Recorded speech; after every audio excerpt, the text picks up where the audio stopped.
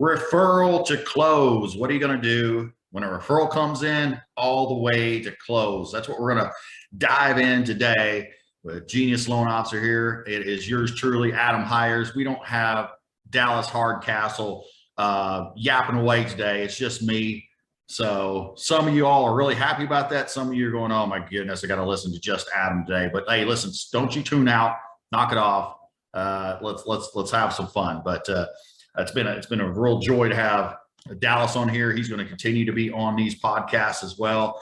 Dallas is just a complete high level producer and everything that he does, and really just unlocks people's genius. I learn from him all the time, still to this day. And it's a beautiful thing when you can learn from your partner and you feel like you just have this partner that is just all in with you. And we are all in to try to help you grow on this podcast. So make sure that you're taking action. So if you're starting to listen to this, clear everything else out of your head and go, hey, I'm going to take action on this today, because it's only going to help if you're taking action. So there's going to be a sheet that you can get along with this. You can email Angel at geniusloanofficer.com and she will send you this PDF of this and help you out. And that way you can have it in front of you. So in Genius Loan Officer, we have a beautiful playbook that I designed that just hammered it out and to help our clients win. This is just one little section of this. There's a lot of goodness in this thing, but for you out there, if you're not in Genius Loan Officer, at least you're going to have this piece of material to help you grow and think about what you need to do from referral to close. And some of this stuff you may be doing, and some stuff you just are not. Some stuff you may be doing sometimes, but you're not doing all the time. Some stuff you may not be doing at all. And if you're doing all of these things, congratulations, you are one of the exceptions for certain. All right, so referral to close. Let's take it off the bat. So we're going to assume that you have like one support staff. Maybe you have a loan officer assistant, or you don't really have much of a support team. As you grow and build out your team, this can change according to that. So for example, I have a team where there's not all the processes I'm going to do. It's going to be done by someone else. But these are the things you could do if you're doing 3, 5, 10 loans a month, up to 15 loans a month. You may be doing all these activities yourself. As you grow out, it may change, and then you're having to train somebody else to do them. But referral to close, we want to be meticulous and do the same things over and over. Some of this stuff can be boring, right? Like you have to get involved in boring. You have to make sure that every day you're showing up on time. Every day you're doing the correct little things, and that is going to help you grow. So fall in love with that process. Okay, so when you're taking an application in, obviously you want to know where that referral comes from. We have an influence sheet that we're not including in this. It's a deeper dive into knowing who the prospect that you're talking to off the bat. You're already figuring out who this prospect is, what their language preference is, what their key, what's the key metrics of how they would respond to certain things, how they buy. A lot of psychology built in. That's going to be an influence sheet that we like to fill out, and we're continuing to grow that as well within our membership to help people influence off the bat. So we do have an influence sheet that we have in there. So that's a part of this sheet. If you don't know what that is, when you get the thing, that's part of our membership site. But we are going to ask questions to uncover the reason for purchase. We always want to make sure that off the bat, we're not missing key elements to why they're purchasing. Like, what is the reason we're purchasing? And that may seem simple. Well, okay, Adam, I know that I'm going to ask, why they're purchasing, or maybe you don't at all. You're just like, oh, okay. Hey, Mary, what's up? Okay. You want to get approved for a loan? Okay. Let me go ahead and get you started. We can slow down and ask little key things like, oh, Mary, absolutely. I'd be happy to help you. What's going into this decision to purchase a home now? And then they can give you some really good nuggets. Well, I'm buying because we're expanding our family. I'm buying because I want to downsize. I'm buying because X, Y, Z, right? So we're already doing what? We're already looking for keys of influence, the buying factors, maybe how long they're going to keep the home. What's the big motives for them buying? So do not skip this critical step, because if we do, we're going to miss out on opportunities. And a lot of times, I'll see lenders and people we coach and all that. What'll happen is they'll just go straight into it, and they're missing these keys of influence. And now they're not really building a rapport, a connection right off the bat. And we all know that building that connection right off the bat, that, hey, listen, somebody is here to help me. I'm humanizing the process. Those are keys right out of the gates for them to think of you as a different lender. They may have spoken to one or two other lenders already. They may think that you're just this banker that only cares about their credit and their income, and that's it. Humanizing that process is going to be key. So as we do an influence sheet, you can start to hear their personality, how they speak, what's important to them, etc. So ask questions about, uncover the reason for them to purchase. Now, again, we want to ask where they get referred from. Well, I was referred by an agent. We always want to ask a question: how did you meet that agent? Not how do you know that agent, or how did you meet? How did you meet Mary the realtor? Oh, I'll tell you what. Oh man, we've known each other since high school. Oh my goodness, I bet you have some amazing stories about you all in high school. Do you have anything that I can hold over their head and make fun of them about? Like I love to use that one and have a little fun with it. They're like, oh man, I don't want to say anything because then they got some dirt on me, right? These can lead to great conversations. Or how did you meet? Well, I tell you what, I just, they got them through Zillow. I got them off a sign. Well, now what can we do with that piece of information? Well, we have to know we're here to help the agent win. And the agent at this point may not have a great relationship with them yet. They spoke to them one time, they got their information, told them to call you. And now it is your job to try to help that agent. They sent you a referral. So your obligation would be to try to keep it with that agent. They may have not established all that rapport yet. So when they say, well, Mary, I called on the sign, that's who it was. Okay. Mary is an excellent agent. I tell you what. And then you can pick out a few key points of what she does really well. And if you've already asked some questions about why are you purchasing, right? You have ways to tie that back in why Mary would be a good realtor for. You already created connection for yourself, and you create connection for your real estate agent. It's huge, right?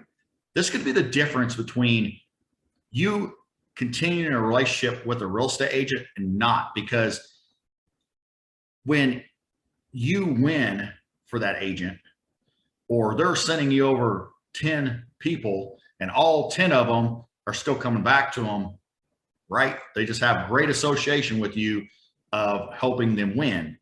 If you're not doing that, and let's say you lose a few of those, or they go somewhere else, another real estate agent, then you could have some blame there, and realize they are trusting us with that client. Now it's up to us to really help them connect back to the agent. So honor that agent. This will help you open up the conversations and just have a beautiful dialogue back and forth. So honor that agent and tell them why specifically, not just, hey, they're a great agent. Hey, I tell you what, when you just said you are looking for a home for your family, I tell you what, Mary is excellent working with a small family. She takes extra special care of them through her process, and that she makes sure that the not only client is happy, but it is the best for their family to grow and have a great school district or whatever. Like a lot of things there, depending on what they say, you get where I'm going. So just have a cool conversation. And then add the client to your referral tracker off the bat. If you don't have a referral tracker, like you got to start creating one now, because you're going to lose deals. You're going to lose where they're coming from. You know, listen, unless you're only doing getting a couple referrals a month, you're going to forget them. If you're doing 20, 30, 40, if you go to 100 referrals a month, like you're going to forget where they're attached to, how you can follow through with that client, how you can keep them updated, keep the agent updated. So make sure that they're added to the referral tracker right off the bat. You know where they came from, so you can follow through on that. So you're going to pull the credit, you're going to run the findings, you're going to call back to go over the options. So after you go through the options, again, we may have had this already come up in the conversation, but if, say, they're pre-approved for $300,000 and, you know, they're buying a home for their family, et cetera. After you say, okay, before you go through some of those options, you can also ask them, how long do you plan on staying there? John, how long do you plan on staying there, this home? Well, I plan on living this for my whole life. Okay, great. Now we know that. You know what? This is my starter home. I figure somewhere around 5 years.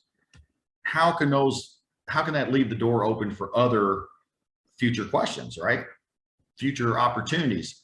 When it comes to rates, that can be a very vital piece of information, because everybody, when somebody calls and like, hey, I want to get what's your rate for a 30-year fixed?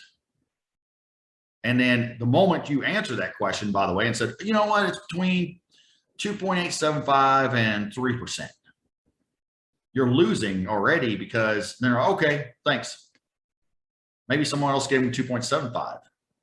However, depending on their situation, the rate may not be the best thing for them, right? The lowest rate may not be the best thing for them. It may be that they're only going to stay there for 2 years. So guess what? The lowest rate is probably not the best, especially if they're not going to get closing costs covered, right? So at that point, it may be going up another 0.25% and giving some credit for that rate, lowering the cost at closing, and then the overall in 2 years, they're going to make more money. These are only done through stopping, pausing, asking correct questions, and not just doing, oh my gosh, like I've got to go to a different company. Everybody's beat me by 1/8%. And well, if you'd ask the correct questions, guess what? You may be able to win that deal, win a lot more deals. So ask that question, how long do they plan on staying at home? Because there's also future opportunities for, you know, have you ever thought about renting this property out after? Do you know that you could buy your next home as a primary and rent this one out after 2 years? It's maybe a good investment strategy for you. Hey, have you ever thought about getting a duplex on your first one if you're only going to stay there a few years, right? All these different conversations can happen only if you're having the first initial conversation to stir the action, right? So, and then you're going to ask right off the bat, you're going to ask, you know, if they know anyone else looking to buy a home. A lot of times we wait until, and this is all across the board, we wait until somebody we're going to close them up, and we've got to make sure that the transaction went the smoothest and all that before we're asking for a referral, when we can ask for a referral right out of the gates. And guess what? You're going to get some referrals if you're asking. Who else do you know? The very fact is, the reticular activator in our head, right, is that's what it's designed to do. It is designed to look for things that we are interested in. And if we're interested in buying a home, then we see other people interested in buying homes. That's the way it goes. It's the old, you buy a Jeep, everybody's got a Jeep. I bought a Jeep, and everybody's got a Jeep now, right? Everybody's got, well, and plus everybody waves when they got a Jeep. That was a new thing when I got a Jeep. Everyone was like, oh, you gotta do a little wave when you got a Jeep, right? Like, hey, we're fellow Jeep owners. So, but regardless, even if that wasn't the case, when you get a new car, you're going to notice that. When people are buying new homes, they're going to notice somebody else wanting to buy a new home. So it's a great time to go ahead and already ask that. The next thing you really ask off the bat is, after, of course, you can go through your options and everything. Obviously, we know that. So I'm kind of, going past those mostly simply because you got to do that, right? You got to tell them they're pre-approved for what, how much, go through those options. So we're not going to go through that boring detail of something that you're already going to do. Something that you have to do. It's just, we don't need to talk about that. It's, it comes to coaching. I remember when I was powerlifting, and I was, the new people to the gym, what they would do is when everybody was coaching everybody on their lifts. So they do a squat and you're coaching, and the new lifters, they would hear the cues on different people. And so when they would try to coach a lifter, they would tell them like everything. It's like, arch, do this, do this, do this, do this, sit back, chin up, all this, right? And it's like, holy crap, like they're trying to squat a big weight and you're telling them 42 cues, when in actuality, they're only maybe 1 to 3 at most. Because like for me, it was only one cue you had to tell me. That was it, because it was the only thing that broke down, the only thing that I need to remember. Everything else fell in place. So in this, realize there's some things you have to do that we're not going to go through, because if you don't have the basis of going through their application of what they can be approved for, then that's a whole different subject.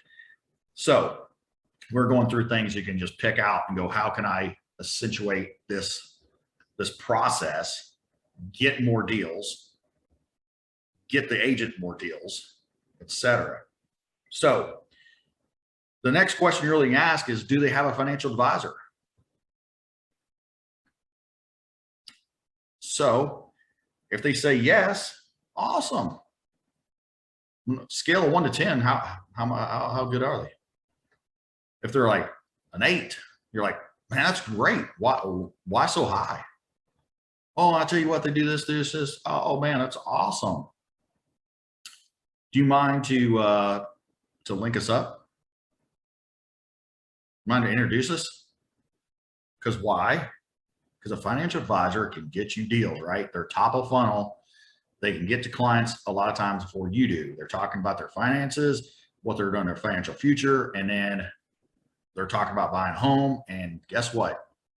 That could be an opportunity for you. So this is a way not to have to cold call for a financial advisor. Some already have financial advisors. If they don't, great.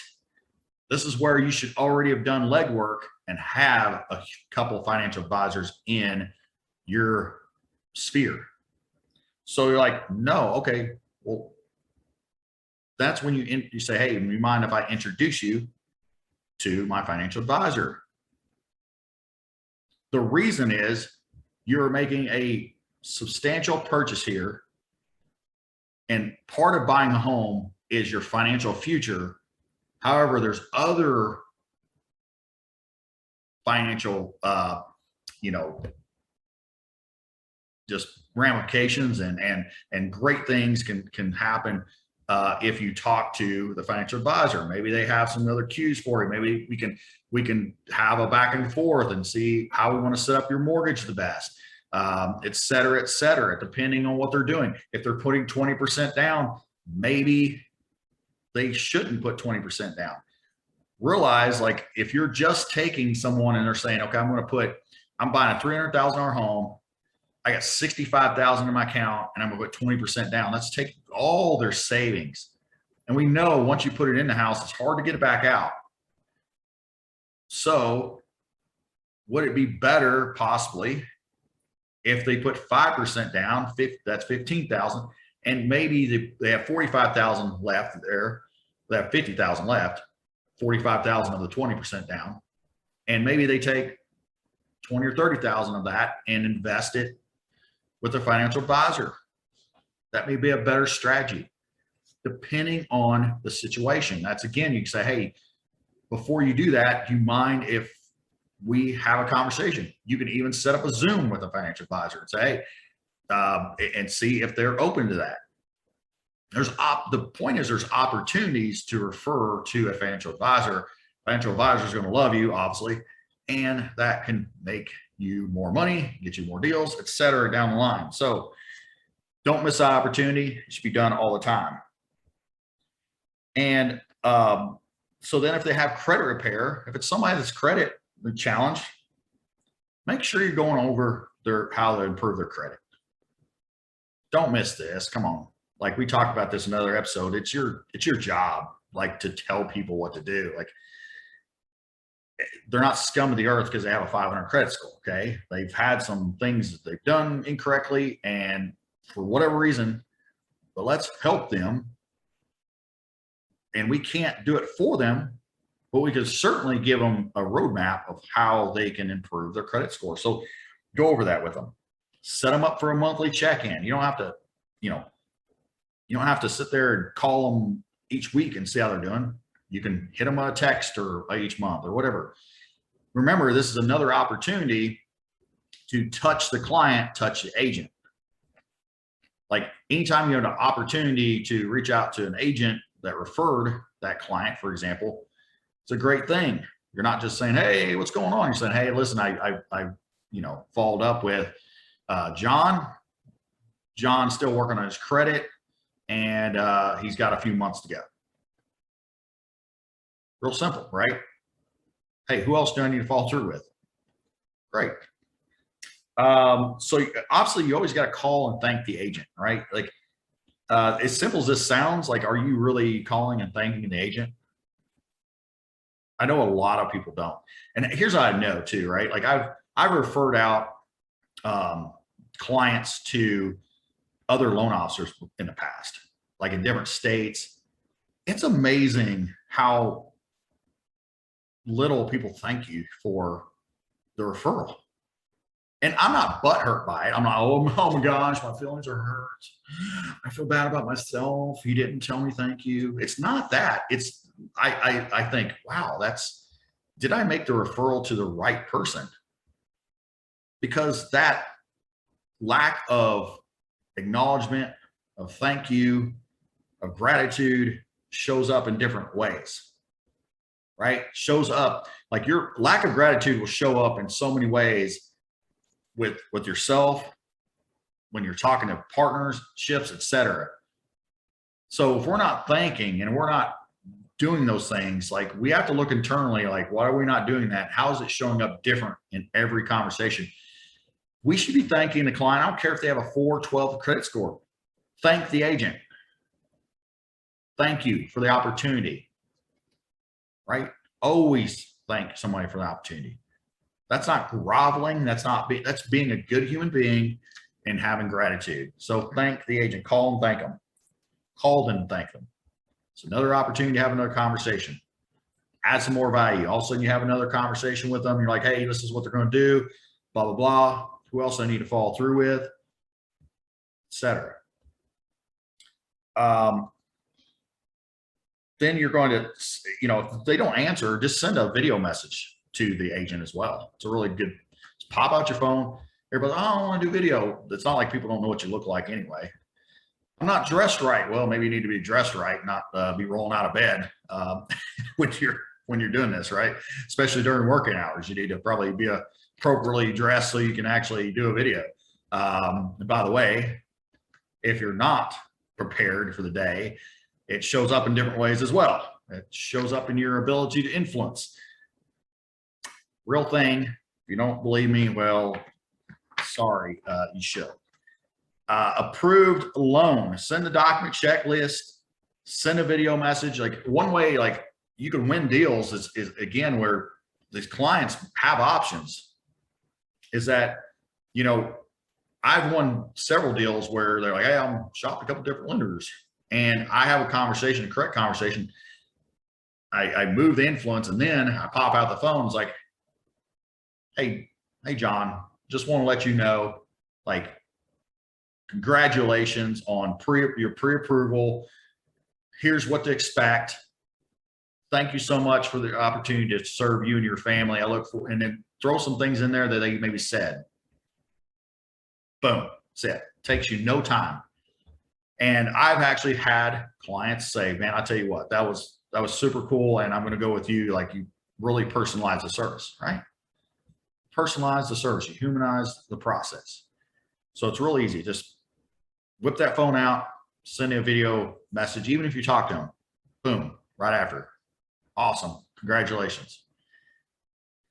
Then you want to schedule a follow up Friday or Monday. So depending on what day that is, so let's just say it's Monday and you pre-approved Bob. Oh, Bob was a good egg. He had a good credit score of 740 and 20% down. And I'll tell you what, I was able to refer him to a financial advisor. Oh, Bob, I liked old Bob. But old Bob has some other options he can go to, because he can get a loan anywhere. And so we want to make sure we're continuing to secure that. So on Friday, guess what? We're going to follow back up with Bob.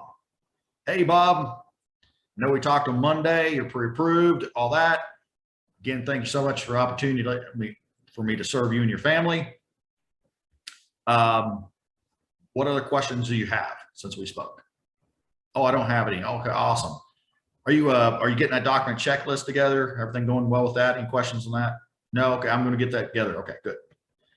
So if it's later in the week, then Monday would be a good time. So call Monday. Guess what you're going to do when you call the client? Call the agent. Okay, you're going to touch base with the agent too, right? You don't necessarily have to call them, depending on, again, I don't care if you talk to the agent 3 times that week already, but if you touch the client on a Friday, at least send a text and say, hey, Mary, I appreciate it. Old Bob is doing great. He knows he's got his checklist. He said everything is good. He loves you. And he said he looks forward to finding a home here soon, whatever. It's real easy. Monday, same process. You're not going to contact the client on the Monday again, but I'm saying if it's later in the week, say it's a Wednesday, Thursday, Wednesday, you can still probably call them Friday, right? If it's Thursday, maybe you call them on Monday, the client back, especially if it's on a weekend. Say you take a call on the weekend, call on Monday and talk to the agent. The Monday pre-approvals are really good to call and then update the agents as well, because again, they could have been looking for property on the weekend. Maybe they had additional questions, etc. So this is an opportunity to keep, because those contacts are going to add up when you talk to them, send a video message, then you're following back through on a Friday or the Monday, and then you kind of keep on a rotation. So for a few weeks, every Monday, you can kind of say, hey, how's everything going? You still look, everything good to go. And then maybe you can rotate it in every couple of weeks, right? But you're staying there, because people forget who you even are. People call a realtor on the sign, right? All these things can happen, and all of a sudden you lose a deal. And again, that could be a lost opportunity for not just yourself, but that agent. And how many times can you save the agent when all of a sudden you call the client, like, hey, yeah, I'm going to go and look at this property. Oh, okay, you still looking with Mary? Well, I mean, wait, what? Oh God. Okay, right. Like, okay, well, Mary can help you with that. Then you're going to call Mary and be like, Mary, you may want to get in front of Obabo. Obabo is about to leave you. He's about to leave. He's about to go somewhere else. And you want to get in front of this. I've seen agents tons of times on that. You think that's a value add? We talk about adding value to these relationships. Heck yeah, it is. Just the mere fact that you're following through like you should, you're getting an information loop that's going, that the information loop wasn't sent to the agent. And now you're getting that information, and now you're relaying it to the agent to get back in there, connect again, and save that deal for that agent. So very big value add. So make sure that we do that. When the contract comes over, we need to be contacting all parties, right? Contacting them and congratulating them. That includes the seller agent. Man, what an beautiful opportunity when you get man, I tell you what, when you get a contract over, it's like, oh, buddy, who is that agent on the other side? Who has got who's the lucky winner that's going to get me all over this contract and gonna meet with me at the end of this and send me deals. They don't even know what's hitting, right? But I got right, because they're going to want to hear from the lender. It's a great thing. So you're going to call that agent, all agents, congratulate them. Oh my goodness, it's great. Guess what? If you don't get in contact with them on the phone, what can you do? Video message, right? That's what, video message. Hey, Miss Seller Agent, congratulations. I tell you what, you are in great hands with the hires team. We are going to take care of you. You're going to get updated every single Tuesday on the progress of this. So you don't have to wonder what's going on. You can go back to your sellers and tell them the progress of this loan.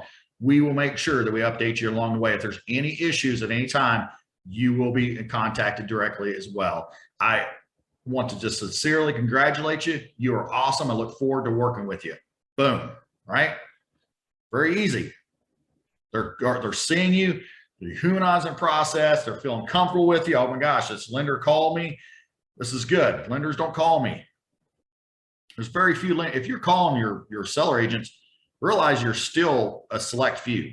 As much as people want to say they're doing it, it's not. Because how do I know? Because when you call a seller agent, you're like, oh man, this is rare.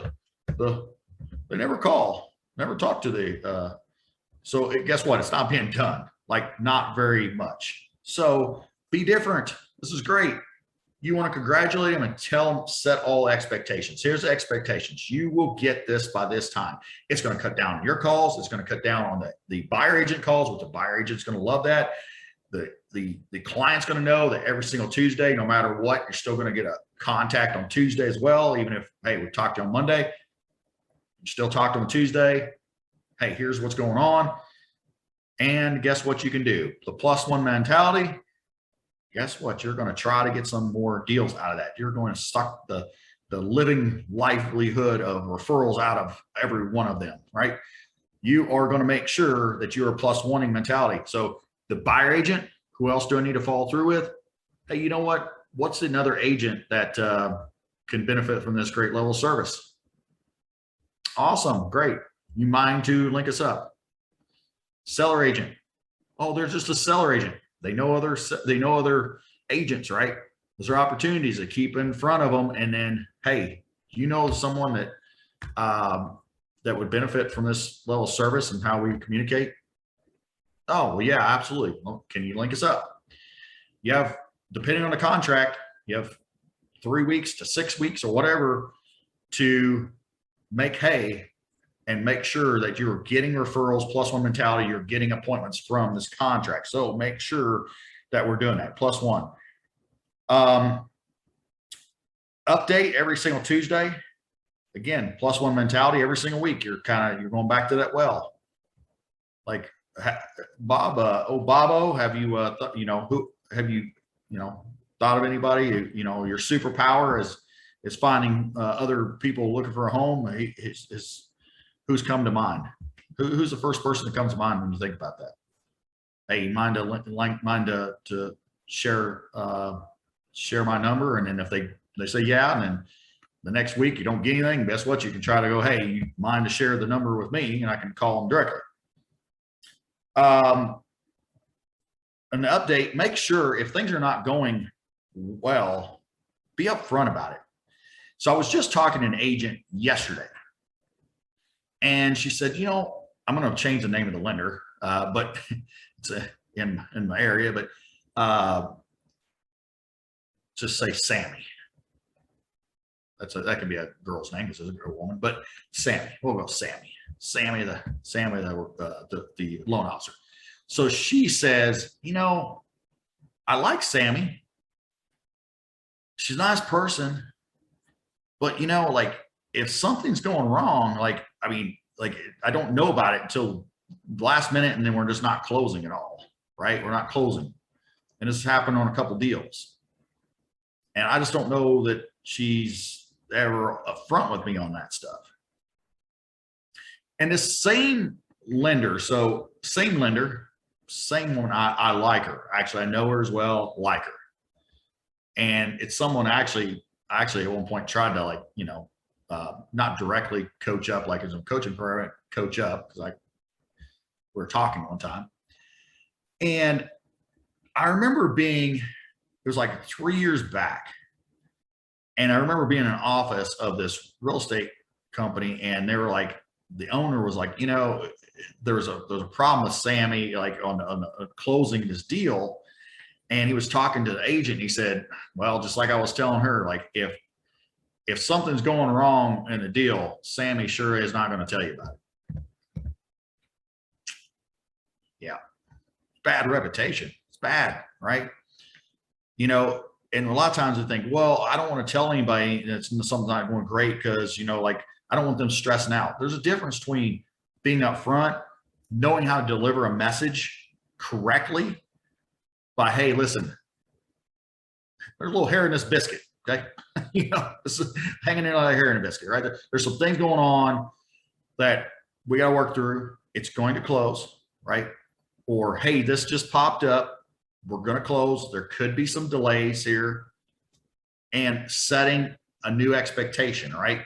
Listen, this is probably going to delay us for a week.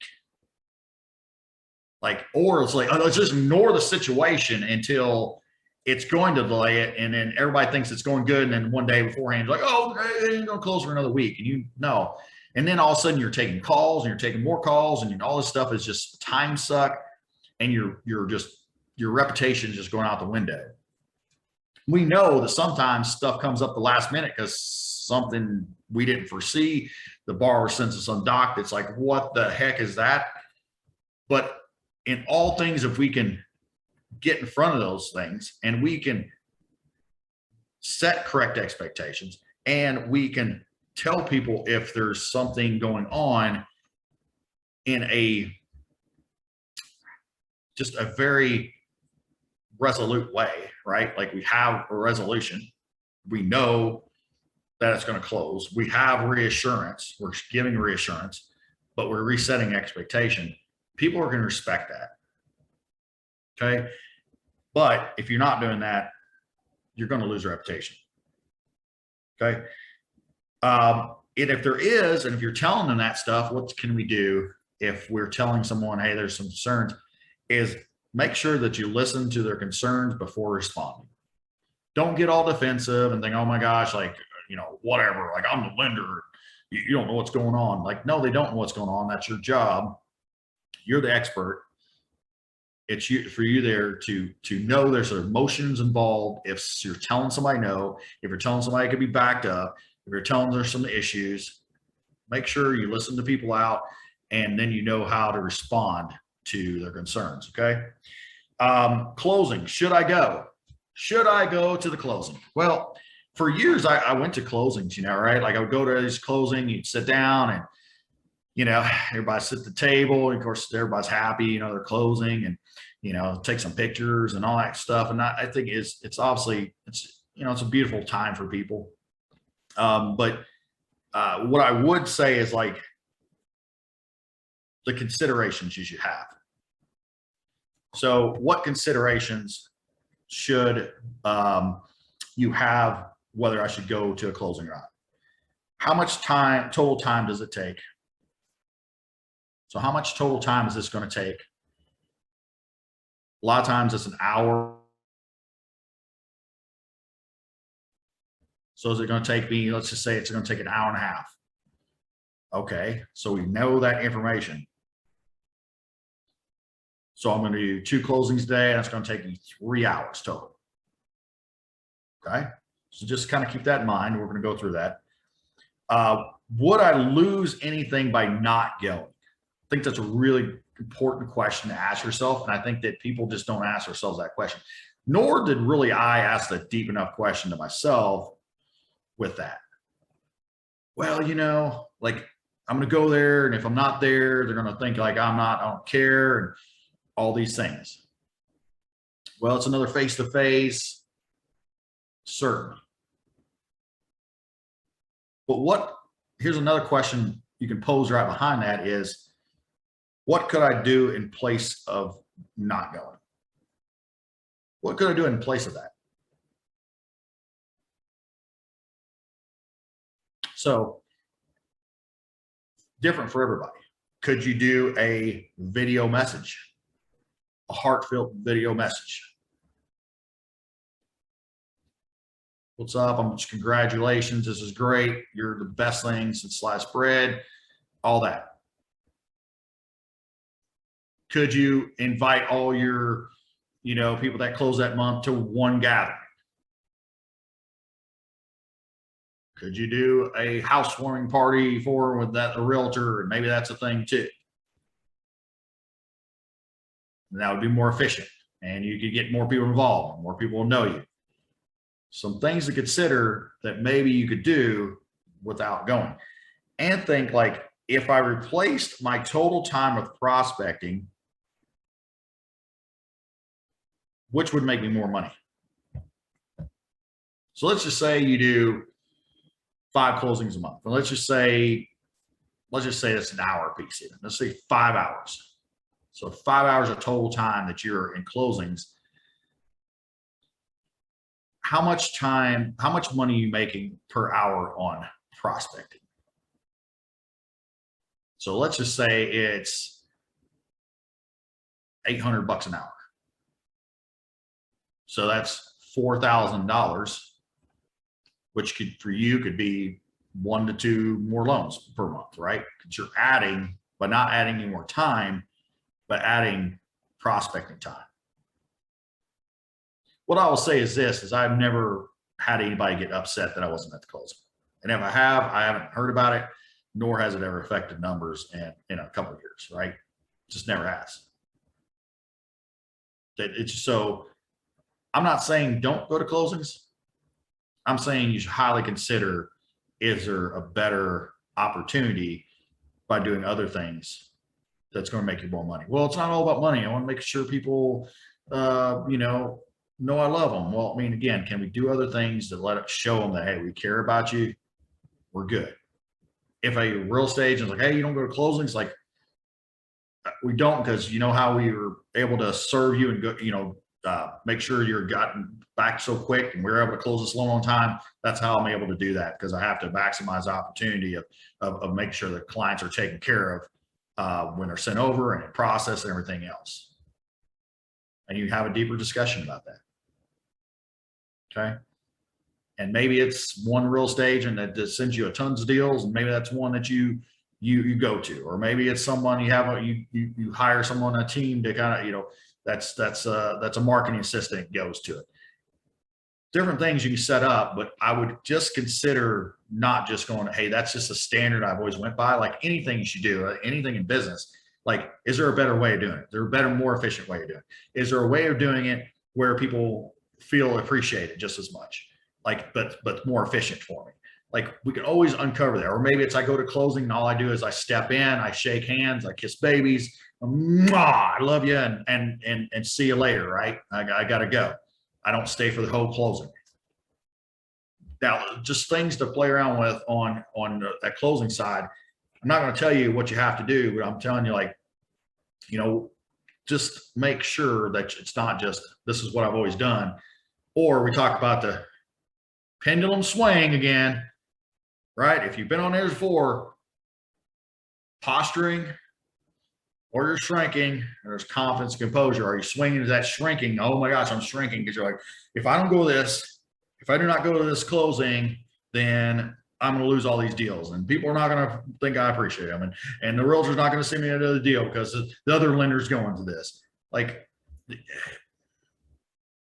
let's be confident, let's be composed, let's think about what our actions are really, what actions are really needed, how we can show people appreciation, how we can maximize our time, because that's what we're here to do. We're going to maximize our time and our impact, and serve people at the highest level. So doesn't necessarily mean you have to be going to closings all the time. So just something to consider. So that is your referral to close. And you know, you can add stuff in there, certainly stuff we can add in there, but if you off the bat, you know where that deal's coming from, you're talking to the agent, you're touching the client, you're touching the agent, you're doing everything you can to keep with that agent, you're keeping that flow going, you're asking for referrals, you're updating, you're doing all these things that's required. You're having these deeper conversations right out of the gates with the clients, and you are winning, you're influencing, you are setting up yourself for success, and already going, okay, like I will know more about this client and their situation than the other lender is going to. Even if I don't think I'm competing, you never know if there is competition out there or they're thinking about somebody else. Like if you're doing these things, you know, you're not going to lose it because of rate shopping, because you're going to have deeper conversations. You're not going to lose it because you didn't update. You're going to make sure that the client is winning, the agent is winning, and you are going to have a good system and a process to do every single time, not sometimes. So make sure that you email angel@geniusloanofficer.com if you want that. You put it on your desk and say, hey, am I doing these things, these actual steps every single time, and win every single day. So you can hop over to geniusloanofficer.com if you want to have a conversation with us and see if we can help you grow your business and talk a lot deeper levels about your business and really dive in to the things that can exponentially grow not just your business, but your whole life. And we are definitely about a holistic approach, and not just, hey, just do this, which sometimes I want to say, just do this. And I'm telling you, just do this.